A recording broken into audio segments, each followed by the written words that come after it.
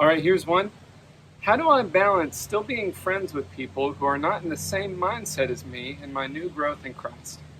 So that's a really good question. We're going to want to look at those people and we're going to want to still be friends with them. Obviously, if we're close friends, we want to maintain that friendship. But we are going to want to look at how that's going to impact us in our relationship with Christ and do that wisely.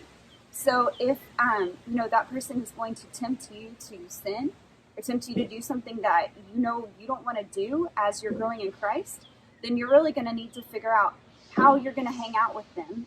But at the same time, you want to still spend time with them. If somebody's not a Christian, that's a great opportunity to tell them about Jesus, tell them about the hope that you found, and tell them what God's been doing in your life and see that their life could be changed as well.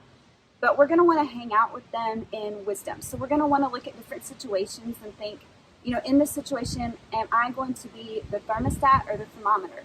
Meaning, am I going to be setting the tone for what's going on, and am I going to be setting the temperature of the situation, or am I just going to be reflecting what's happening around me? And I think that's going to be different for all of us because we're all tempted in different ways. So it's going to take being really honest before God and thinking about, what's going to tempt me if I walk into this situation. Is it going to tempt me to sin, or am I going to be able to represent Christ well there?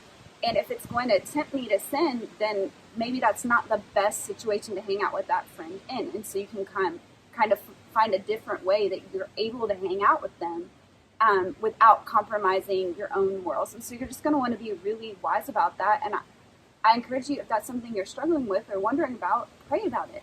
Because God is a great guide in those situations to show us how to love people well for Christ and how to keep living a holy life and not compromise. And so he'll lead and guide and direct you. Yeah, no, I think that's good. We need both Christian and non-Christian friends. We look at the example of Jesus. Jesus was criticized by religious people for hanging out with sinners and lost people. And Jacki had a great point. Kind of know personally where you're at, what tempts you. If it is a relationship or a situation that's going to be a bad influence on you, you definitely want to take that into account. But we have to have unbelieving friends if we're going to share the love of Jesus with them, for sure.